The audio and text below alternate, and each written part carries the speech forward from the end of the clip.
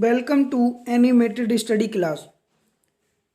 मैं गौरव कुमार आप लोगों के लिए 30 सितंबर के जितने भी करंट अफेयर के क्वेश्चन बन सकते थे वो लेकर आया हूं, जो आपके होने वाले exam like SSC, CHSL, CGL, RRB, NTPC, UPSI, DRDO, MTS आदि में पूछे जा सकते हैं। वीडियो शुरू करने से पहले मेरी आप लोगों से रिक्वेस्ट रहेगी कि वीडियो को लाइक व शेयर करें और चैनल को सब्सक्राइब करें, साथ ही बेल आइकन को प्रेस करें। इससे क्या होगा, इससे यह होगा मैं आप लोगों के लिए जो भी करंट अफेयर की वीडियो बनाऊंगा उसका नोटिफिकेशन आप लोगों तक पहुंच जाएगा और आप उस वीडियो को देख पाएंगे। ठीक है, तो चलिए आज का पहला क्वेश्चन देखते हैं। हाल ही में विश्व रेबीज दिवस कब मनाया गया? कौन सा विश्व रेबीज दिवस कब मनाया गया? तो यह हर वर्ष 28 सितंबर को मनाया जाता है, वर्ल्ड रेबीज डे। अब यह मनाया क्यों जाता है और यह किसकी याद में मनाया जाता है? तो दरअसल आप लोगों ने सुना होगा, जो आपके घरों में पालतू जानवर रहते हैं जैसे कुत्ता है, बिल्ली है, बंदर है, इन लोगों के काटने से एक रोग होता है जिसका नाम है हाइड्रोफीविया। क्या है? हाइड्रोफीविया। इसमें क्या होता है, इसमें लोगों को पानी से डर लगने लगता है। जिन लोगों को कुत्ता, बिल्ली, बंदर काट लेते हैं उन्हें पानी से डर लगने लगता है। और यह एक वायरस डिसीज है। कौन सी वायरस डिसीज है? इसमें कौन सा वायरस इंसेक्ट होता है? तो इसमें वायरस इंसेक्ट होता है एनसेफेलोमाइटिस। कौन सा? एनसेफेलोमाइटिस। इस वायरस के कारण लोगों में हाइड्रोफीविया रोग होता है। उसी के निदान के लिए, यानी कि उसी की वैक्सीन बनाने के लिए जो लुईस पास्चर थे, कौन थे? लुईस पास्चर, उन्होंने ही इसका वैक्सीन बनाया था। उन्हीं की याद में हर वर्ष 28 सितंबर को वर्ल्ड रेबीज डे मनाया जाता है। इस बार इसकी थीम क्या रही थी? तो इस बार इसकी थीम रही थी वैक्सीनेशन एंड कोलैबोरेशन। कौन सी? Vaccination and collaboration. तो सन 2030 तक, कब? सन 2030 तक विश्व को, यानी वर्ल्ड को विश्व रेबीज मुक्त बनाने का लक्ष्य रखा गया है, सन 2030 तक। ठीक है, उम्मीद आप लोग अच्छे से क्वेश्चन समझ गए होंगे। तो चलिए अगला क्वेश्चन देखते हैं। हाल ही में चीन ने भारत के किस क्षेत्र को अवैध तरीके से गठन करने की बात कही है? तो इसका आंसर है लद्दाख।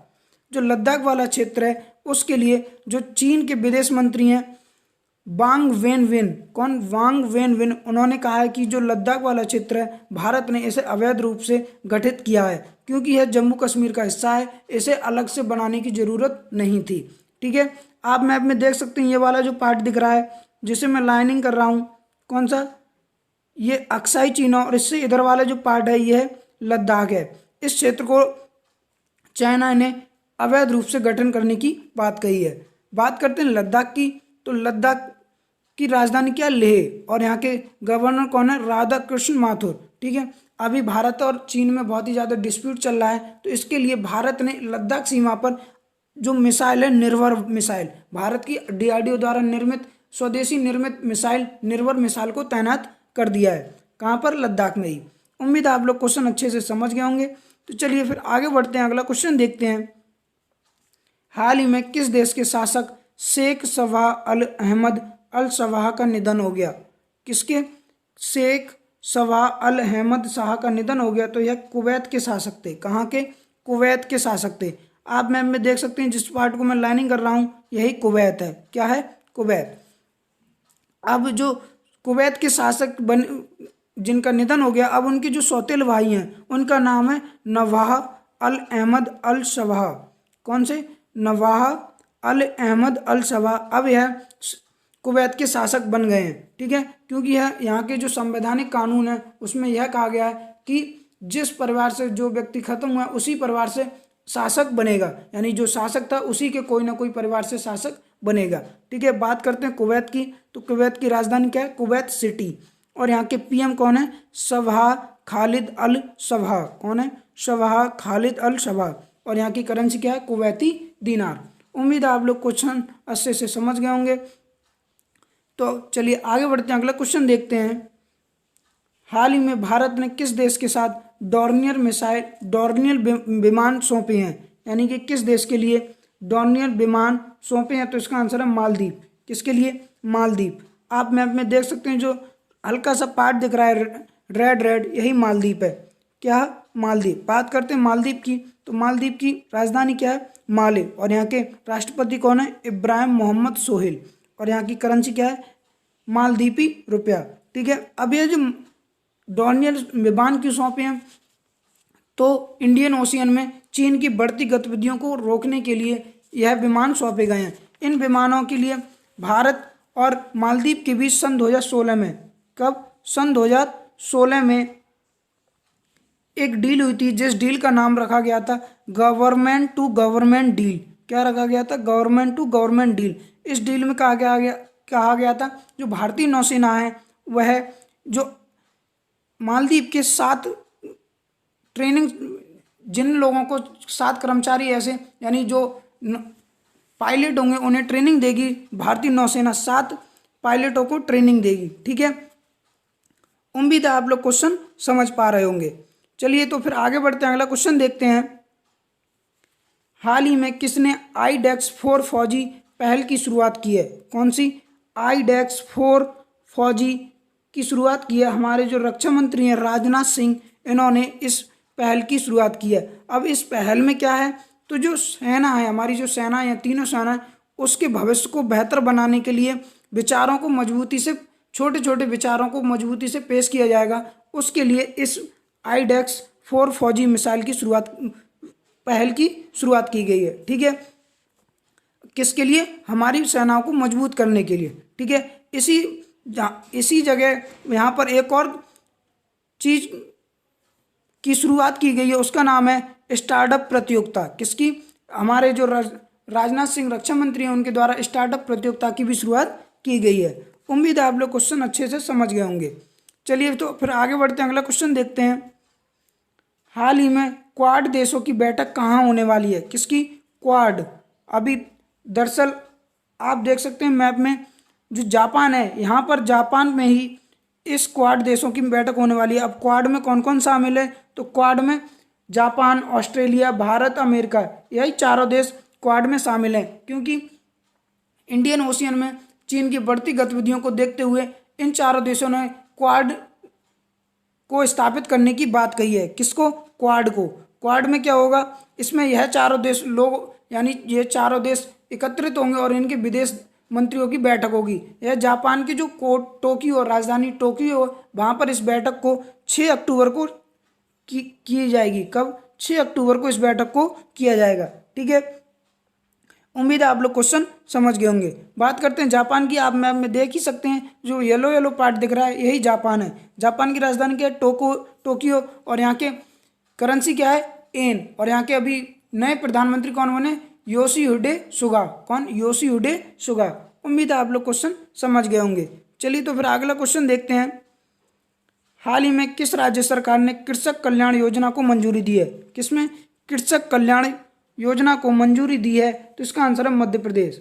किसके द्वारा? मध्य प्रदेश सरकार के द्वारा कृषक कल्याण योजना शुरू की गई है। आप मैप में देख सकते हैं जो रेड रेड पार्ट दिख रहा है, यही मध्य प्रदेश है। अब ये कृषक कल्याण योजना क्या है? तो इसमें जो कृषि के क्षेत्र यानी जो किसान लोग हैं उनके लिए उनके खातों में 10-10 हज़ार रुपये डाले जाएंगे और यह 2-2 हज़ार रुपये की किस्तों में डाले जाएंगे। किसमें? 2-2 हज़ार रुपये की किस्तों में 10 हज़ार रुपये डाले जाएंगे। ठीक है, बात करते हैं मध्य प्रदेश की। तो मध्य प्रदेश की राजधानी क्या है? भोपाल। और यहाँ की सीएम कौन है? शिवराज सिंह चौहान। और यहाँ की गवर्नर कौन है? आनंदीबेन पटेल। उम्मीद है आप लोग क्वेश्चन समझ गए होंगे। चलिए तो फिर आगे बढ़ते हैं, अगला क्वेश्चन देखते हैं। हाल ही में प्रोफेसर खड़ग सिंह जी का निधन हो गया, वह कौन थे? तो यह एक प्रतिष्ठित भूवैज्ञानिक थे। कौन थे? एक वैज्ञानिक थे जो भूवैज्ञानिक थे। ठीक है, इन्हें सन 2007 में, कब? सन 2007 में पद्मश्री अवार्ड से सम्मानित किया गया था। किससे? पद्मश्री अवार्ड से सम्मानित किया गया था। आप फोटो में देख सकते हैं जो दिख रहे हैं, यही प्रोफेसर खड़ग सिंह थे और यह एक भूवैज्ञानिक थे। उम्मीद है आप लोग क्वेश्चन समझ गए होंगे। चलिए फिर आगे बढ़ते हैं, अगला क्वेश्चन देखते हैं। हाल ही में किस राज्य सरकार ने चाय सुंदरी योजना लॉन्च की है? कौन सी? चाय सुंदरी योजना लॉन्च की है, तो इसका आंसर है पश्चिम बंगाल। किसने? पश्चिम बंगाल। आप मैप में देख सकते हैं जो रेड रेड पार्ट दिख रहा है, यही पश्चिम बंगाल है। अब बात करते हैं चाय सुंदरी योजना कौन सी क्या है। तो इसमें जो बांग्लादेश के लगभग 3,000 कितने 3,694 बागवानी लोग हैं, जो यानी कि जो बागवानी यानी चाय की खेती करते हैं और जो गरीब लोग हैं चाय की खेती करने वाले गरीब लोगों के लिए पक्के घर उपलब्ध कराए जाएंगे इस योजना के तहत। ठीक है, कितने हजार लोगों को? 3,694 लोगों को पक्के घर उपलब्ध कराए जाएंगे। ठीक है, बात करते पश्चिम बंगाल की, तो इसकी राजधानी क्या है? कोलकाता। और यह किस नदी के किनारे बसा हुआ है? तो यह हुगली नदी के किनारे बसा हुआ है। और इसकी सीएम कौन है? ममता बनर्जी। और यहाँ के गवर्नर कौन है? जगदीप धनखड़। कौन है? जगदीप धनखड़। उम्मीद है आप लोग क्वेश्चन समझ गए होंगे। चलिए फिर आगे बढ़ते हैं। अगला क्वेश्चन है NCAER रिपोर्ट के अनुसार वित्त वर्ष 2021 में भारत की जीडीपी कितने प्रतिशत रहने का अनुमान है? तो इसका आंसर है -12.6। कितना? -12.6 रहने का अनुमान है। और बात करते हैं NCAER की फुल फॉर्म क्या है? तो national council of applied economic research. ठीक है, उम्मीद है आप लोग क्वेश्चन समझ गए होंगे।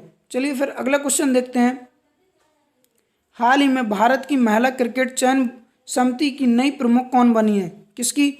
भारत की महिला क्रिकेट चयन समिति की नई प्रमुख बनी है नीतू डेविड। कौन? नीतू डेविड। आप फोटो में देख सकते हैं जो दिख रही हैं, यही नीतू डेविड है। ठीक है, जो भारत की महिला क्रिकेट टीम है उसकी चयन समिति की प्रमुख बनी है। अब यह जो भारतीय महिला क्रिकेट है यह किस बोर्ड के अंतर्गत आता है? तो यह BCCI बोर्ड के अंतर्गत आता है। किसके तहत? BCCI यानी कि board of control for cricket of India.